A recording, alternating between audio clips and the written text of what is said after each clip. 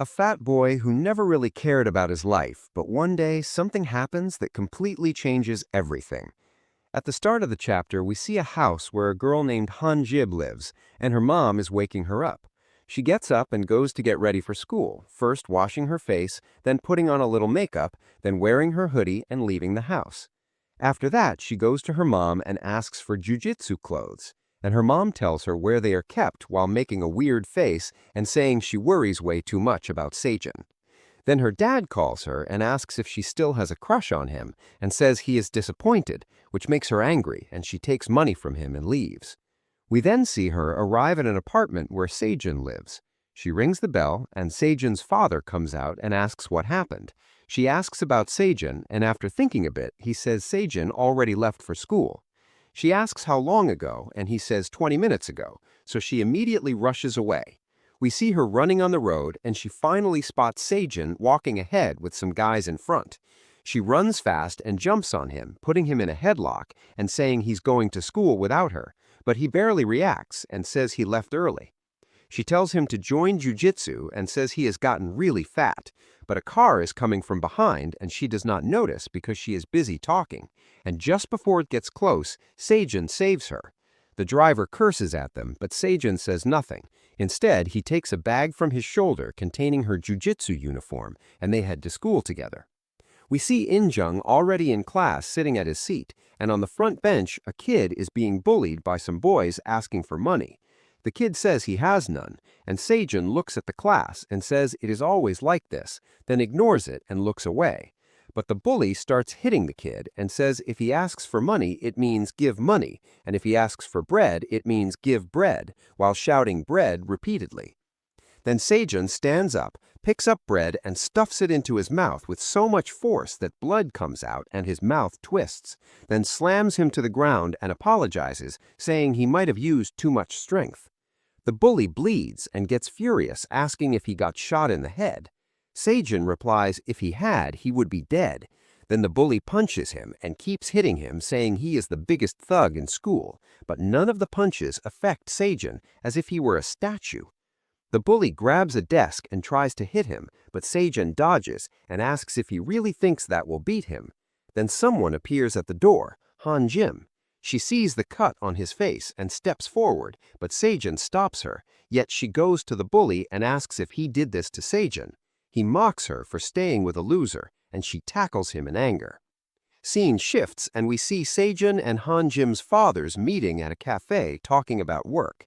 They ask if he stayed at the studio last night. He says no, he slept at home.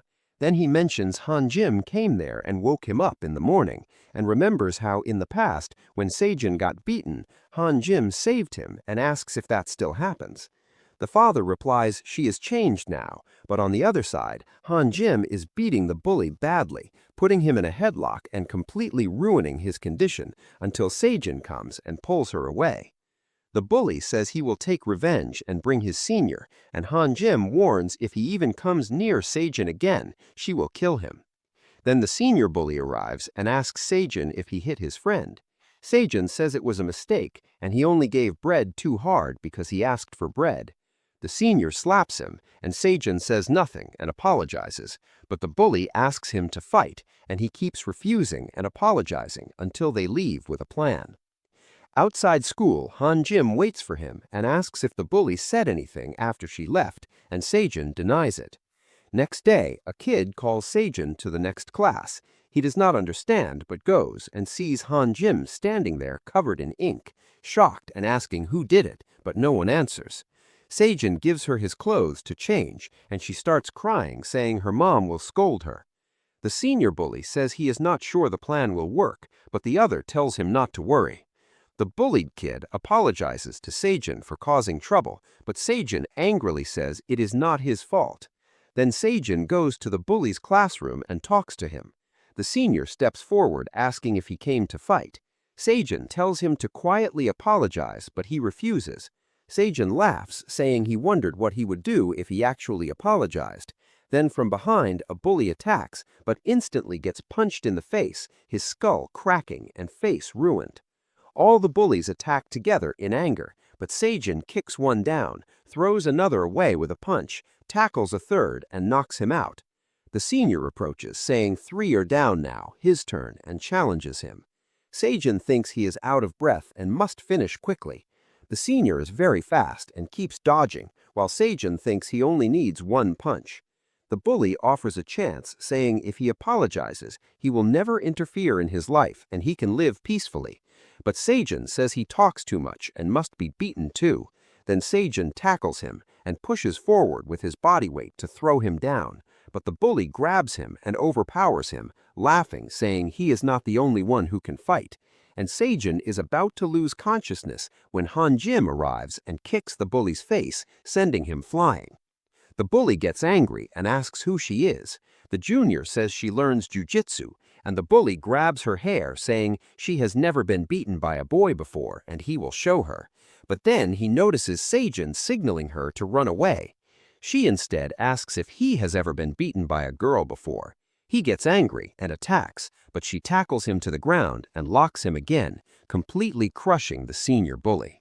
After that, she keeps him in the lock and the senior bully starts tapping out, but Han Jim tells him this is not a game and she will break his arm. The bully panics, apologizes, and begs her not to break it, saying it already feels broken. Then she asks what his mistake was, and he says he threw ink on her, but she replies no, he bullied Seijun. So he apologizes and promises he will never bother Seijun again, and finally she releases him and leaves the class with Seijun. She asks if he is okay, and he says he is fine. Meanwhile, the bully asks the senior what will happen if Dai-yun finds out they did not collect the money, and we learn Doi-young is their leader, and more about him will come later. The senior says not to worry because he has a funny idea. We see Seijun and Han Jim walking home together, but she keeps mocking him and tells him to learn Jiu-Jitsu so he can fight properly. He refuses, and she gets annoyed, saying how long he plans to live as a fat guy and that he should get fit. Seijun leaves, and she asks him to at least drop her at the gym, but he refuses again, making her sad as she says she only wanted to spend more time together. Later, at Seijun's apartment, he texts her to apologize for what he said, but when no reply comes, he sleeps thinking tomorrow everything will be fine. Soon, night passes, and Seijun wakes because his dad shouts at him, asking why he did not pick up the phone. He checks and sees many missed calls and says he was sleeping.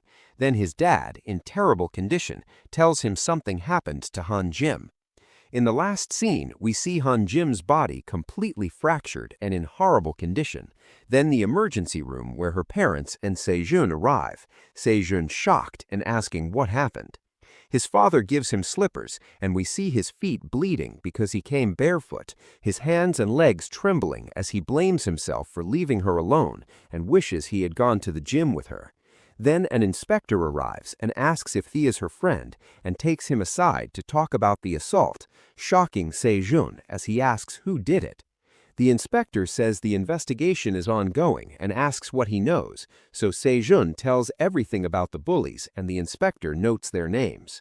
Seijun asks how bad it was that she needed surgery, and the inspector says they found her in an alley in terrible condition. Someone repeatedly hit her face and broke her leg using martial arts. Hearing martial arts, Seijun mentions a school bully who knows it. Later, the doctor tells her parents the surgery went well and she will recover physically, but due to trauma, she must see a psychiatrist, while Seijun stands aside crying. Days later, at the police station, Seijun yells that those people are the culprits, but the detective says all cameras were destroyed, so there is no proof, though investigation continues. Seijun notices a file about the apartment where it happened, but the detective hides it and tells him they will inform the parents if they find anything, and he does not need to come again. Seijun thinks the police will not help, and he must handle it himself. The detective tells his partner to keep an eye on him. Evening, near that apartment, the senior bully drinks with friends, including the junior. Then they go into an alley to smoke, where Seijun is waiting and asks how they dared hurt Han Jim. They mock him, calling him a pig. The senior approaches, making fun of him and asking how he found the place. Then Seijun throws a powerful punch, smashing his face and sending him flying, frightening the others who run away. Sejun grabs the junior and attacks, but the senior tackles him, ducks his punch, grabs his leg and throws him down, climbs on top and beats him, saying he will make him the same as her. Sejun cannot even move his hand as the bully says he should know who he fights or he will die, and threatens to kill him, grabbing his arm and saying he will break it like his girlfriend tried to break his. Suddenly, a shirtless man steps in and stops them. The senior asks what his problem is and where his shirt is. The man approaches with a scary look and tells him to let Sejun go, frightening him into releasing Sejun. The bully complains Sejun attacked first. The angry man tells them to leave. They threaten him, but he takes a fighting stance. They hesitate, and he calls the police, saying kids are drinking and fighting.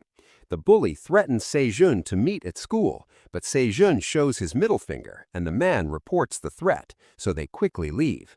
Sejun thanks him while crying, and the man sits beside him, calling him Piggy, recognizing him as Han Jim's friend from photos, though fatter in real life. Sejun asks if that person attacked her, and the man says no, someone else is behind it. And when asked for evidence, he says it is just his feeling, then gives Sejun a gym flyer, the same gym Han Jim used, and coolly says if you want to defeat a chess player, you must first learn chess. We then see Sejun standing outside that gym, wondering if he should enter, since he lacks money and fears scary people inside, and thinks of dropping the idea. But two people behind him say no one inside is scary and everyone is nice, making Sejun realize Han Jim told him the same, and he gets startled, saying they scared him. But they ignore what he says and tell him he is tall and would look great if he built a body. Then the two grab him and forcefully push him into the elevator and take him upstairs. One of them even lifts him and carries him inside the gym, where he calls out to someone named Jason, the same person Sejun met at night, and the three start talking. Jason tells them this is the pig Han Jim talks about all day, shocking the two as they say that is why his face looked familiar. Sejun tells them he will come another time and that he does not even have money to pay. Then another man arrives and asks how much he needs and says students can pay 18,000 won, but Sejun says he does not even have that and tries to leave. One of them stops him, saying he has an idea. Since he is Han Jim's friend, they trust him, and the delivery man, who is also a trainer, asks about Han Jim's condition. They decide to let him train for free. The trainer first calls them crazy, but they explain they earn gym money through deliveries, and if they turn this fat guy thin, they can use him as advertisement. Everyone praises the marketing idea, and the trainer agrees.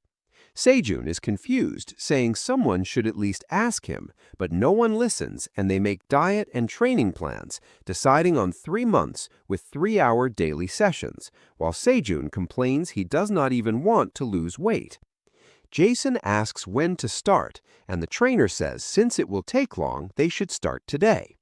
Sejun quietly tries to escape, but Jason approaches in a scary tone, telling Piggy to wear the uniform and get ready, making Sejun feel like he is dead. After a 3-month time skip, we see 3 people lying on a mat, saying Sejun had to work extremely hard because he was tall and fat, but he improved faster than expected, and their 3-month project is ready. They say he lost too much weight, and Sejun tells them to stop since the real hard work starts now, revealing his completely transformed body and that he will take revenge. They praise his quick weight loss, and Sejun says it happened because of them. Then the master arrives, scolding them for bad advertising, while they argue they tried but no one came. Then as they prepare to leave, Jason stops Sejun, saying it is time for strength training, shocking everyone since they just trained, and even Sejun says he already did Jiu-Jitsu. Jason insists and warns if he skips today, he will have to train twice tomorrow, so Sejun agrees and follows him to a park where he trains on pull bars, showing his transformed body. Jason says his condition looks messy, and Sejun replies because he brought him right after Jiu-Jitsu, but Jason says he also trained and is fine, making Sejun call him a monster. Sejun sits eating ice cream, but Jason warns he will get fat again. Sejun says he's just enjoying food. Jason asks about his friend's accident. Sejun says he visited but could not talk because her condition was terrible, and her eyes felt like she wanted him to stay away. Later, he learned she had trauma and avoided people, and her family moved away, so he could not meet her again. Jason asks about police, and Sejun says investigation continues with no results. Then Jason asks if he plans to find those responsible, and reminds him Jiu-Jitsu is for self-defense, not hurting others, leaving the decision to him. Sejun sits alone, saying he already chose what to do. At school, the bully orders his friend to hide the incident and start collecting money from students, and threatens him if he fails. Later, a girl tells the bully someone handsome and tall is waiting on the rooftop. He thinks it is his senior and goes. Scene shifts to the bathroom where his friend collects money while bullying students with two helpers. After a call ends, a voice calls him from behind, and he turns scared, asking who it is, revealing the main character, saying he came to clean things up. A bully blocks him, insulting him, saying they are three, but the main character grabs his hair and beats him badly, then throws him down instantly. Three more stand behind, and the other students run after being told to leave. The bully's friend tries to grab a student, but gets kicked in the stomach and flies away. Two attack together, but he dodges one and punches his stomach, dropping him. The other attacks, but he dodges again, grabs his collar and slams him into the wall and keeps hitting him. The friend trembles, asking who he is and why he is so strong. The main character lifts him into the air and tells him to inform his friend he is finished warming up and should come fight. On the rooftop, the bully arrives wondering who called urgently when his friend calls and tells everything. He moves to go down, but the friend says he is coming to the rooftop, so he waits. As he opens the gate, it suddenly hits his face, and he falls, cursing. Then the main character appears, saying, "So you knew he was coming," asks why his mouth is bleeding, and the bully says he opened the gate. The bully approaches, demanding why he called him. The main character throws a punch, but he dodges, shocking him. The bully laughs, asking if losing weight means he can win. Then the main character slaps him, and as the bully rushes forward, he uses a move, rotating his shoulder, and drives a knee into his face, leaving him badly hurt. After that, we see the bully does not get hurt because he blocked it with his shoulder, and seeing his reflexes, the main character is shocked. The bully steps back and tries to attack his legs again, grabbing his leg to tackle him, but the main character kicks his face and sends him flying, then says that was impressive and he can fight too. He tells the bully he is surprised at his skill, and the bully replies asking if he thought he could not fight and calls him closer. A flashback shows the main character training, where Jason holds him down tightly until he runs out of breath, then releases him.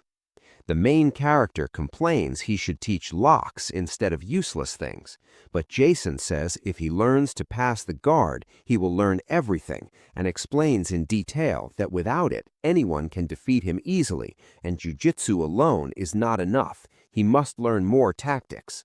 The main character wonders if such situations really happen in fights, and if someone would tackle him. Jason says anything can happen and predicts the exact move.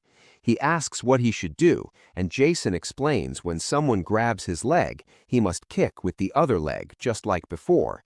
The opponent will fall and call him closer because he has a special attack, and he should also kick the thigh.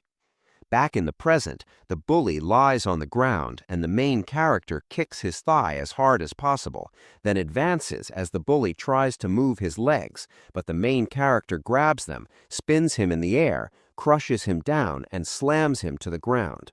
The bully curses angrily, saying learning Jiu-Jitsu cannot beat him, while the main character thinks he is much weaker than Jason and would already be finished against him.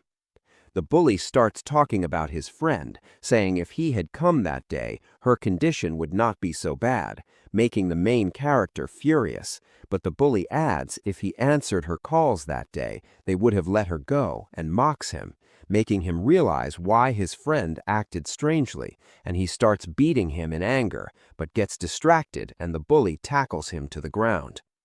The bully jumps and kicks his face, but he blocks with both hands. The bully keeps attacking, saying he will never win and is just a loser. Then the main character kicks his face, telling him to shut up, and as he falls, grabs both arms with his legs, making a spider guard lock, pulling his arms and saying insects like him should not talk so much. The bully threatens him, but he kicks his stomach, slams him down, locks his limbs, and repeatedly punches his face, declaring people like him should not exist, and he will finish him, tears in his eyes, saying he will avenge his friend. The bully cries, begging forgiveness, and the main character orders him to say the name of the one behind it. He pretends ignorance, but under pressure finally reveals Do-yoon's name. The main character confirms he is the third-year ringleader and demands full details, which the bully fearfully gives. Then just as he is about to strike, a teacher arrives shouting and orders him to release him. The bully acts like the victim, but the main character kicks his face, telling him to stay quiet, and leaves saying now they will see whose life becomes hell. In the principal's office, the bully's father argues loudly, demanding expulsion, while the main character thinks how he will beat the others involved. The bully's mother arrives and tries to slap him, but he blocks her hand, causing more argument, until his father arrives checking his injuries and telling him they must see a doctor. The bully's parents insult them, saying they do not deserve to live in society, and demand expulsion, while Sejun's father apologizes, saying they should first find whose fault it is. The principal says the violence committee will decide based on statements, and Sejun's father again apologizes, saying his son was also at fault. So I am apologizing. But the old woman starts screaming even louder, saying her son is in bed because of them and calls them insects, spitting filthy insults that make Sejun's dad angry as he warns her not to go too far and even scares her. The bully's father then angrily steps forward to fight Sejun's dad, and Sejun also moves forward, but his dad stops him, while the bully's father shouts that the principal is his friend, shocking the principal, who says he did not need to say that, making Sejun's dad realize they are connected, and he says if they want to play the connections game, then wait and call someone. Everyone is shocked about who he called, and a voice from the phone makes the principal terrified as Sejun's dad greets Chairman Lee and offers the phone, frightening them. Later, Sejun and his dad ride home on a bike, his dad asking what happened and if it was related to his friend. Sejun admits, and his dad says next time tell him first because he is his friend, and reminds him violence is not always the solution. And Sejun asks why he is not angry. His dad says he promised his mom he would never scold him. At the gym, everyone is shocked seeing Sejun badly beaten, and he lies saying he fell off a bike. Another delivery worker says he has fallen many times, but never like this. They ask about his dad and feel relieved only Sejun is hurt. The master warns Jiu-Jitsu is only for self-defense and losers use it in street fights. Sejun agrees and understands, and as he leaves, the others praise the coach for being cool while he gets embarrassed. The glasses friend asks if he can fight in that condition, and they practice.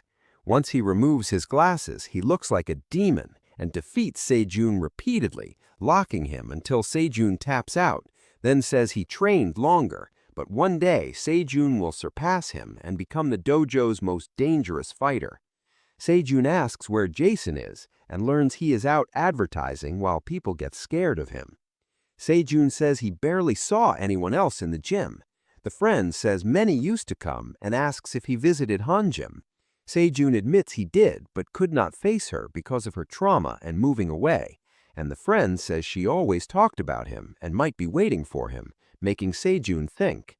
Scene shifts to the bully failing to bring money and reporting he fought the fat boy whose friend they hurt and who became strong. Another boy prepares him for training, saying next time he must win. Next chapter starts with Do-young beating another bully for failing to bring money and knocking him unconscious, then orders a subordinate to bring the money by tomorrow or bring the boy who beat him. Scene cuts to Sejun waiting outside the hospital to meet Hanjim as she comes out with her mom using support to walk. Her mom notices him and calls him over, while Hanjim barely reacts. He invites her to dinner, but she says meet at a cafe if he wants to talk, confusing him until her mom encourages him. At the cafe, he asks about her health, and she says she is fine. They talk and tease each other. She mentions he lost weight at the gym she told him about. He says he learned a lot and enjoys the dojo. She tells him not to repeat it, and during conversation, he says he is stronger than her, which annoys her, and she claims she can still beat him. He keeps teasing until admitting she is still stronger, and he has more to learn, making her blush and look away, while he feels happy seeing her recovering. Later, we learn when the detective met her, she was in terrible condition and had memory loss, so she could not say anything. Then she asks why he is staring, and he says he wanted to ask something, but a loud noise comes as someone slams the restroom door. She panics badly and screams for help. Sejun approaches saying it was just a door, but she pushes him away, telling him to stay away and call her mom, hurting him emotionally as he leaves to call her. Later at school, a subordinate bully searches for Sejun and threatens students until Sejun appears behind him with a scary look and tells him to take him to that person. In the next chapter, we see Do-young sitting in class when his friend asks if he wants to hang out with some girls.